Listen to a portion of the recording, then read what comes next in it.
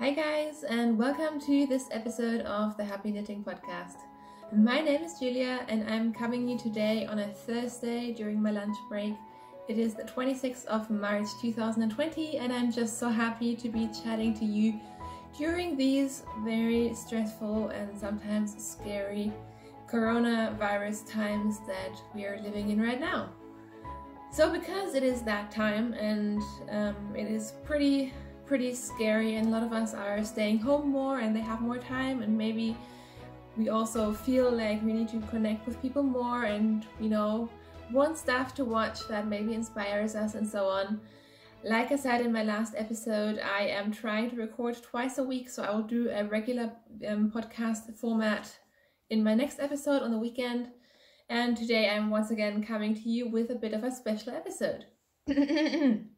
Where has my voice gone? I'm not sure. I'm not feeling sick or anything. It's just my voice that is gone, and please don't worry about me.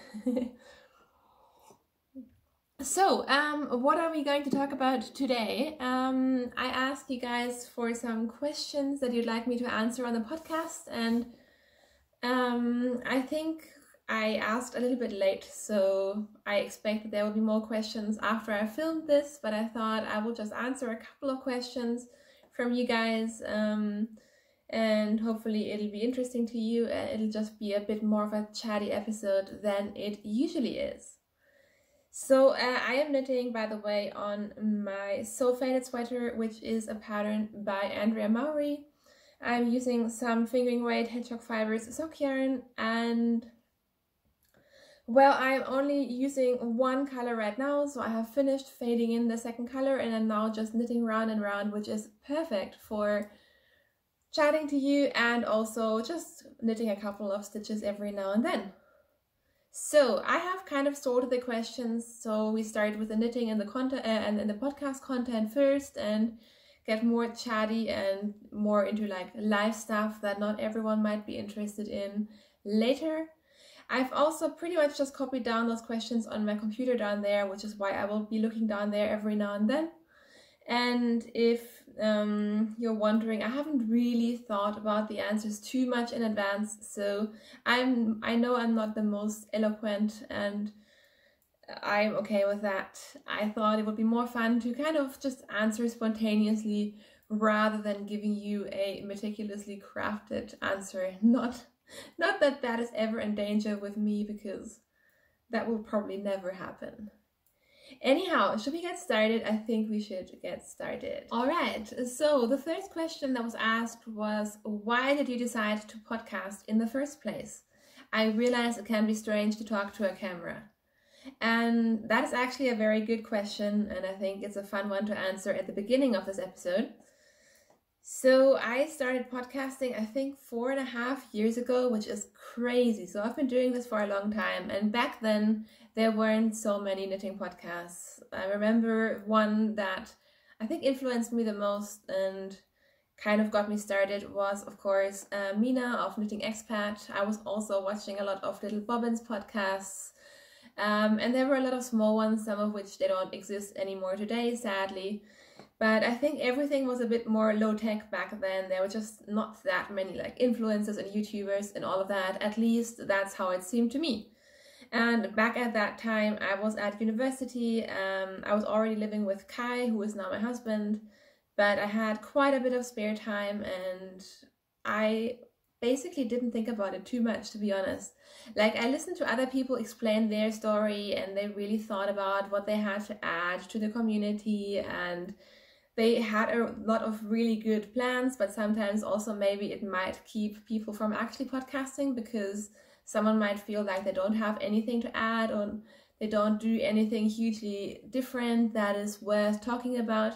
And quite frankly, I'm not really sure why, but I just didn't think about it that much. And I think that was part of the advantage, actually.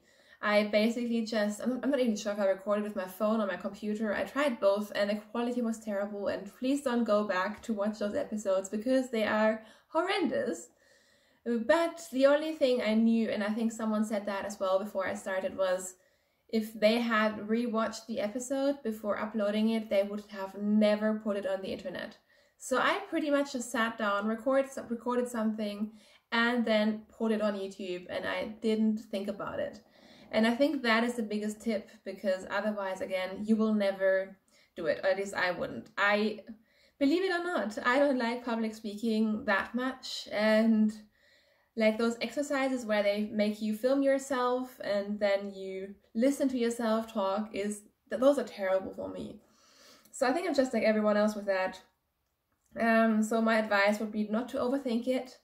And really, if you're starting a new podcast, I mean, I'm not selling anything. I am not using this as a marketing tool. I don't have a indie business that this is kind of part of my business plan. So I really feel like A, I really can't go wrong, and B, I didn't have to really think about it that much too, because again, there was no bigger strategy than I will just try it and see how it goes.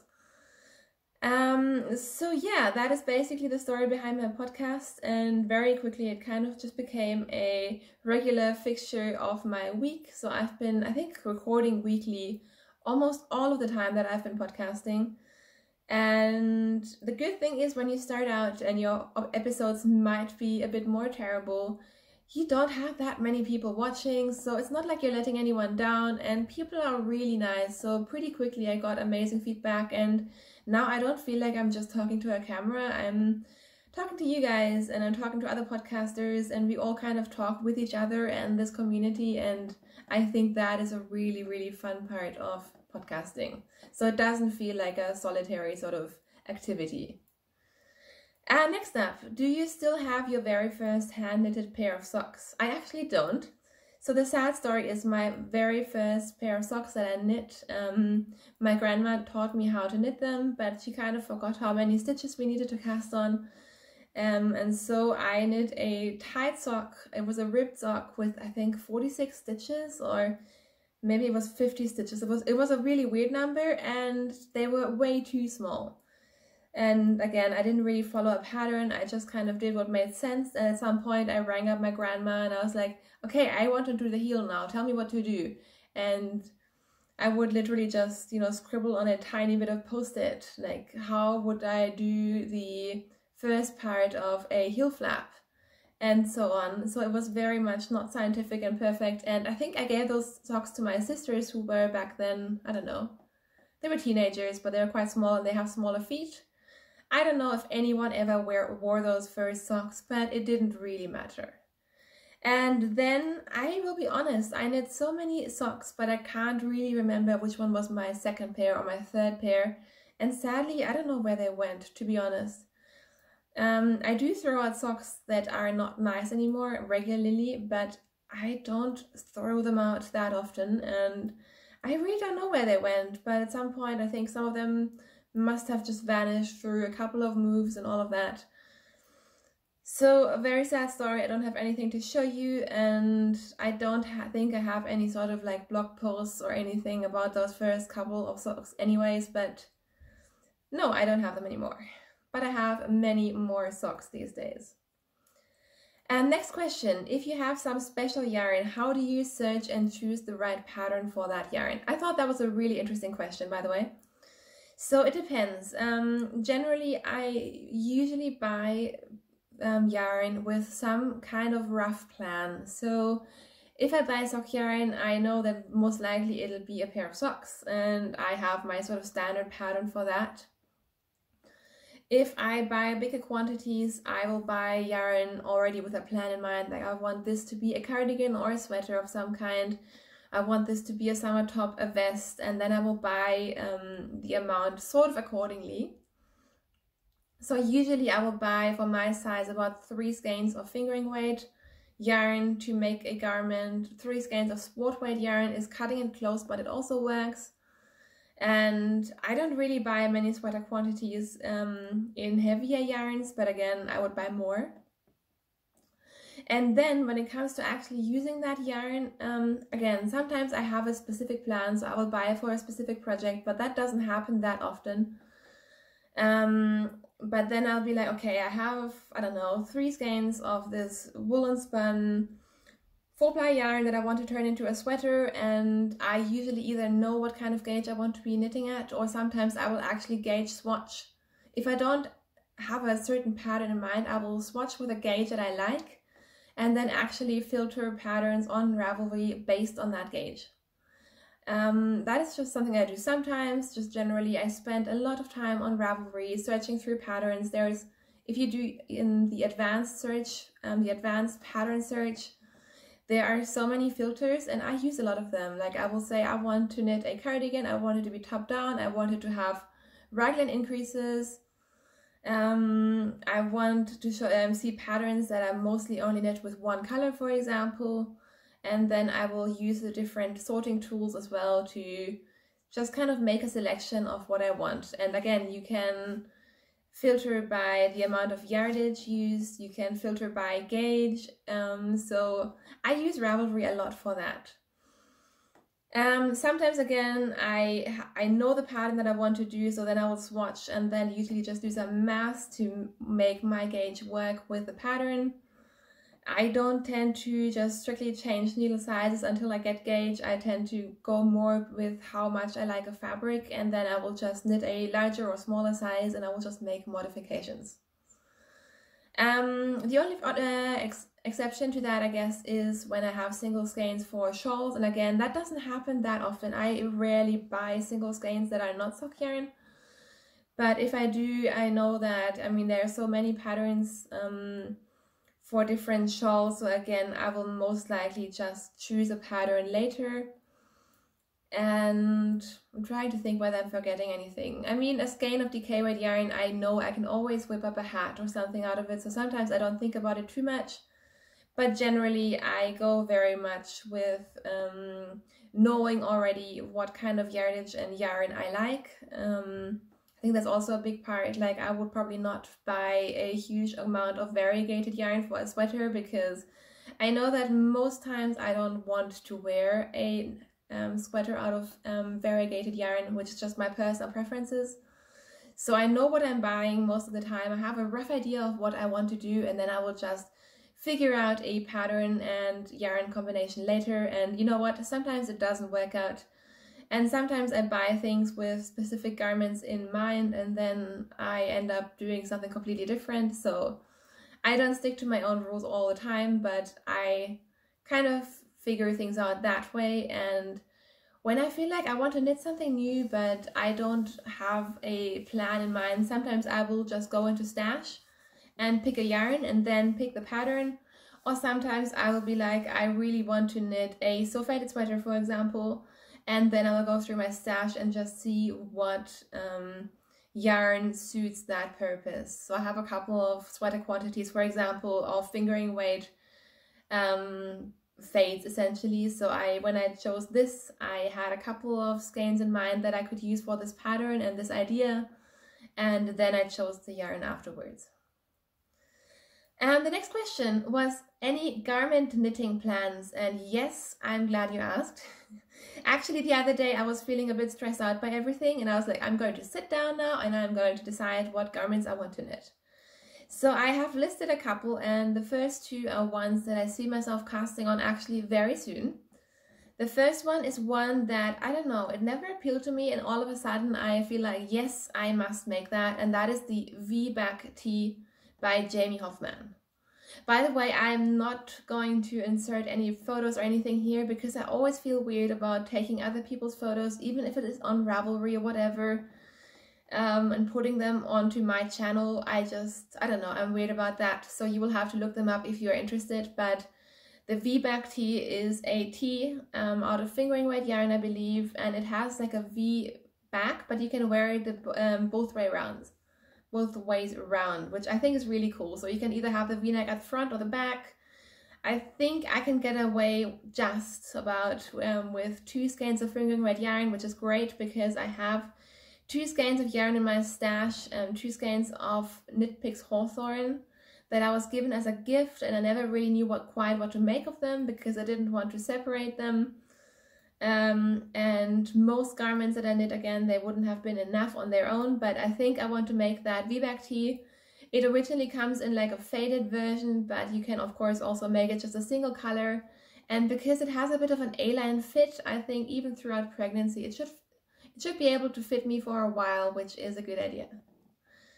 The next concrete plan that I have that I'm planning to cast on very soon, and for this I am pretty certain I know which yarn to use, is the Le Pouf cardigan, which is a free pattern by Beata of Hedgehog Fibers.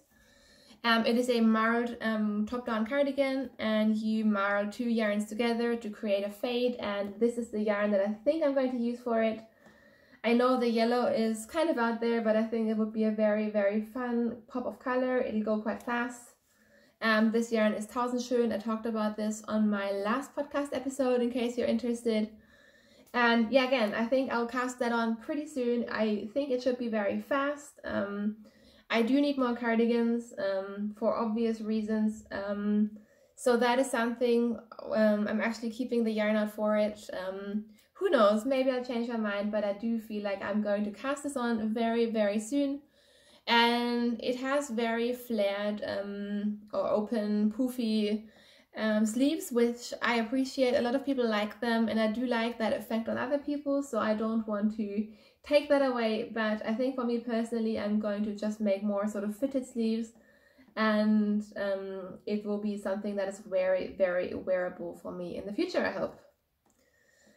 So those are the plans that I plan to actually knit pretty soon. I'm trying not to hit my table here because I think I've kicked it a couple of times, and I'm sorry about that. Other patterns that I do want to knit eventually, but I don't know if I'm going to cast them on anytime super soon.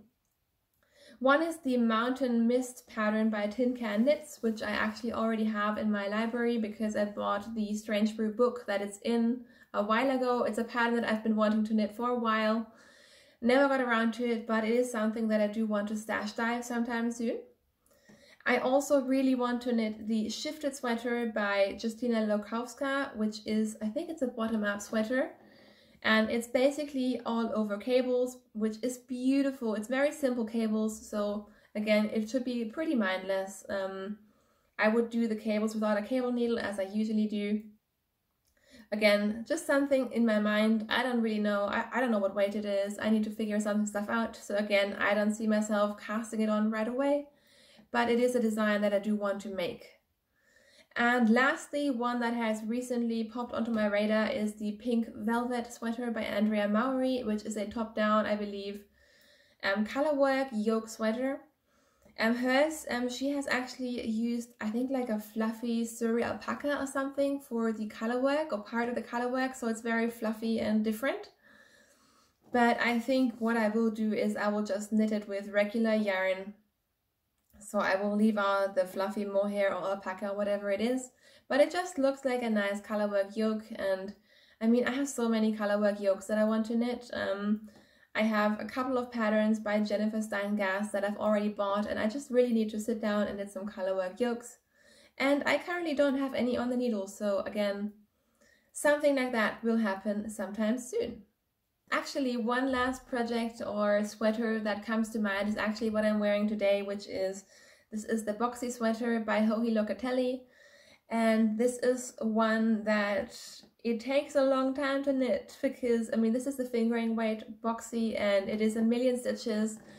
I've knitted twice, and each time I have already cast on less stitches, so mine is less boxy than they usually are, but still, it takes forever. But this is a garment, or this kind of garment, I wear all the time, and again, I think I could be 9 months pregnant or 10 months pregnant and still be able to wear this because it is just so big and spacious. And because it is light, it's also just very, very wearable. So again, this is something that I'd like to knit again. I'm not really sure if really right now I can face so much stockinette. And I say this while knitting an oversized stockinette sweater already. But it is something that I would like to have more of in my wardrobe as well. Alright, next up, someone asked, how do you hold your yarn when doing stranded colorwork?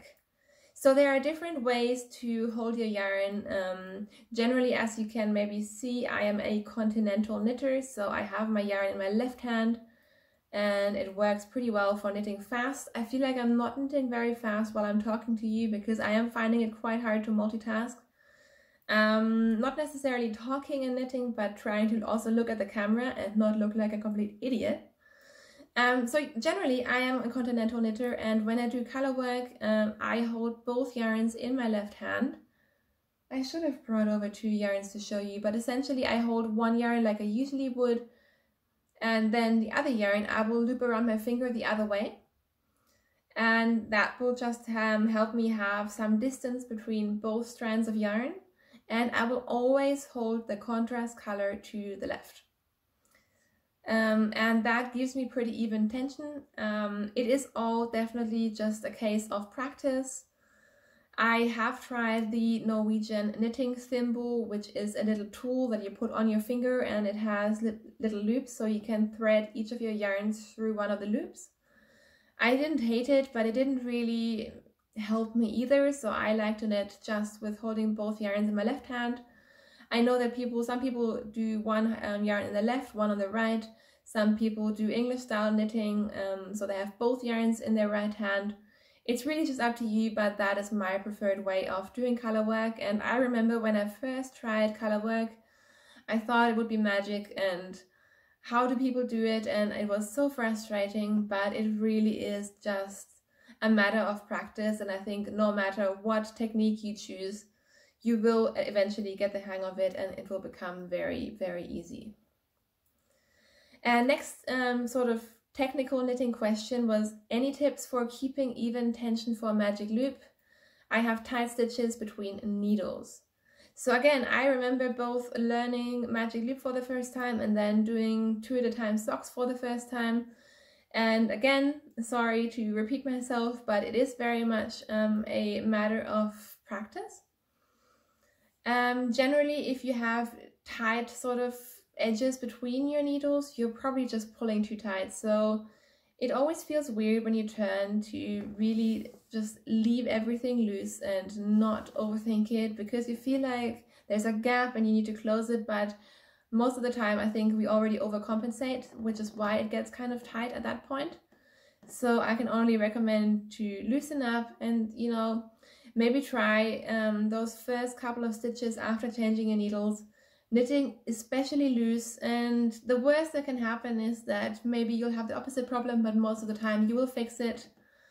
And I don't know if there's a perfect solution. I do sometimes get that when I knit with double pointed needles, like it works out and it blocks out most of the time anyway. So even if you do get like tighter edges or like ladders, it really isn't that bad. But if it bothers you, maybe just play around with your tension. And sometimes it can be as simple as also changing your tools, or maybe change from a wooden needle to a metal needle, which theoretically shouldn't help, but sometimes changing needles helps for me anyways. Next up, the question was, are there any colors of yarn you really don't like and would never use? And have you ever made something in an unusual color for you and ended up really loving it?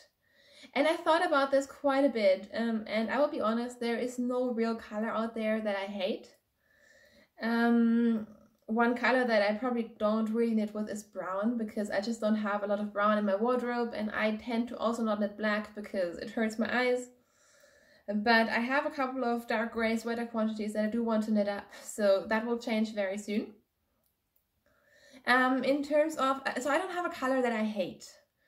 What I have noticed these last couple of years is that my color preference and my color palette has changed. So I used to always use a lot of very cool colors like pinks and grays, and I mean everything on like the pink, gray, purple, and sometimes blue scale used to be very much my thing. And then recently I have started to use more warm colors. So I've brought out 2 examples, one of which I'm wearing today, and the other one is actually a sweater by Jennifer Steingass.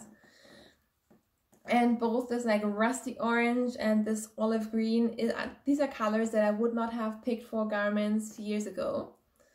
But I really like them, and I have definitely I think I've changed very much to knitting warmer colors. So I just finished a mustard yellow sweater. I really like mustard yellow, and I'm actually starting to like green. So green and orange were kind of the colors that I liked least in the past, and I could definitely see myself having more like moss green and olive green, and also like, what is the color? Like a mustard greenish yellow.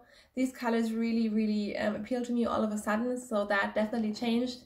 But again, I mean, these are not super crazy out there colors. You guys are probably not impressed.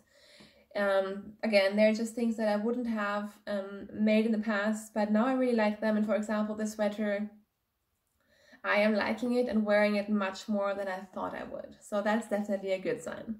But having said that, I think I'm generally a pretty colorful knitter. So before recording this, I checked out my wardrobe and there's a lot of different colored sweaters in there, and I just like a lot of different colors. And I'm only talking about garments here because with like socks and shawls, I tend to just go crazy. I love all colorful socks, and if I don't love colorful socks for myself, you know, there are so many people that I can gift colorful socks for. So when it comes to socks and shawls, I really don't have any color preferences at all.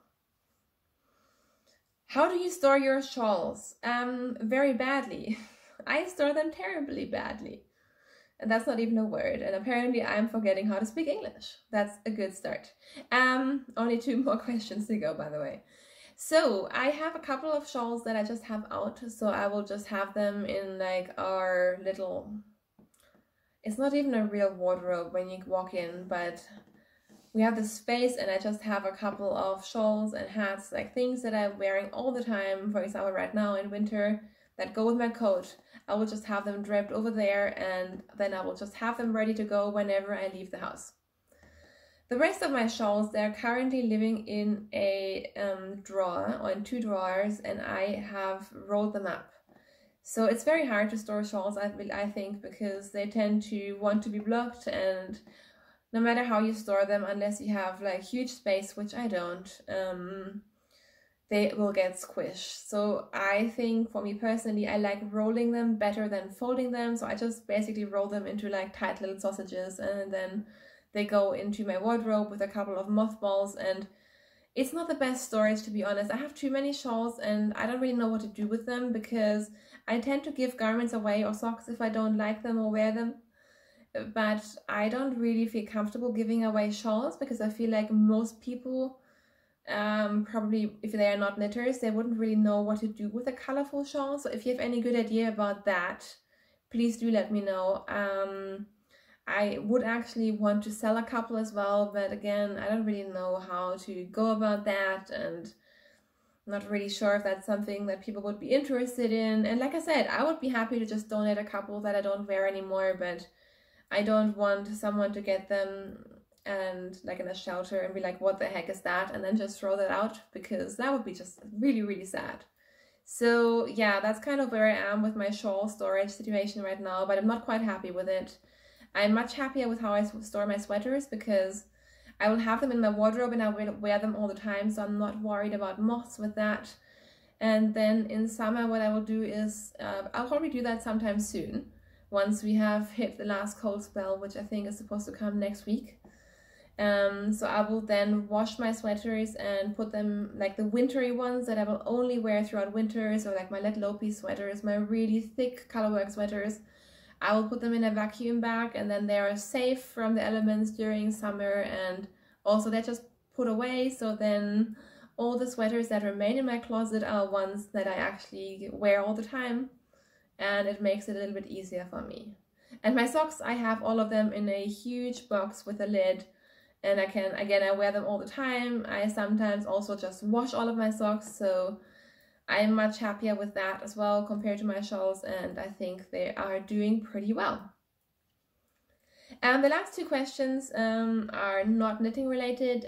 First up is, where are you moving? Because I have hinted that we are moving away, and for some crazy reason I just don't feel like sharing that yet. I totally was going to, but I mean, in the situation that we're in, who knows when we will be able to leave Germany. So it's all a bit crazy and up in the air right now. We are definitely still moving eventually. Like, we already had rented a house and all of that. Who knows what's happening with that? But at some point we will be in a different country. But I'm also having a baby in between, and while I was very sure that I was going to have the baby there, now I'm not so sure anymore. I might be having this baby here. So again, I just kind of want to be more sure of our timeline and what we are doing before I share it, and I hope you guys understand. And lastly, someone asked, how did I meet Kai? Which I thought was just a really fun question to answer for those of you who are interested, but honestly, it is not super interesting. So Kai and we met about 6 years ago. I had to think about that because we have our first wedding anniversary coming up in a couple of days, and I'm getting very confused these days. Anyways, so we met about 6 years ago. At the time, I was still studying at university, and he was working, or he had like a small startup company with a partner. And very, very boringly, we met online. We got chatting and then met up. We met up for coffee, of course. I had a double espresso in case anyone cares. So we basically bonded over our love of coffee. Funnily enough, our second date, we also went out for coffee, and then I had to go to work, and I was working in a coffee shop. So this is all very, very much coffee related. And that was one of the quietest days we had ever had at work. I'm not really sure why. So I asked Kai if he just wanted to come up and have a drink, and in the end he ended up staying my entire shift, and we basically just continued our date on afterwards, which was really nice. But yeah, everything went pretty boringly and smoothly from there. So something that I would have never thought I would do is we moved pretty quickly. We actually, when we met, I had just planned to do a 7-week backpacking trip across Southeast Asia, because I was finishing up my first degree, which was a bachelor's degree. And so I had just booked that when we met, and then I asked Kai, like, do you want to maybe just, you know, meet me there? So we booked our first holiday together, or I think we had our first holiday together when we were like officially together for 3 months. And then because Kai was basically living next to my university, and it was quite a bit of a trek for me to get there, I moved in with him very, very quickly, and thankfully it all worked out. So that is basically all I have for you guys today. I'm not really sure if it was interesting or not.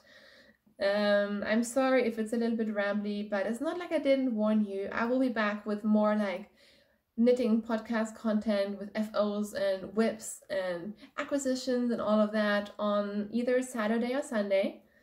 Actually this morning I kind of regretted that I said I was going to do 2 episodes a week, because I don't know, I was feeling quite down and this situation is quite stressful, but this has definitely perked me up, so maybe it has perked you up as well.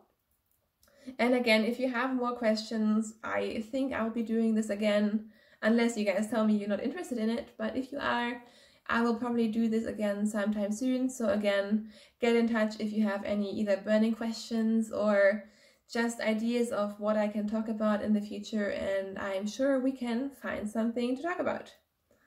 So until I see you again, I hope from the bottom of my heart that you are doing well, that you are dealing with this stressful situation as best as you can. And quite honestly, if you're struggling, then I think, again, it is fine to admit you're struggling.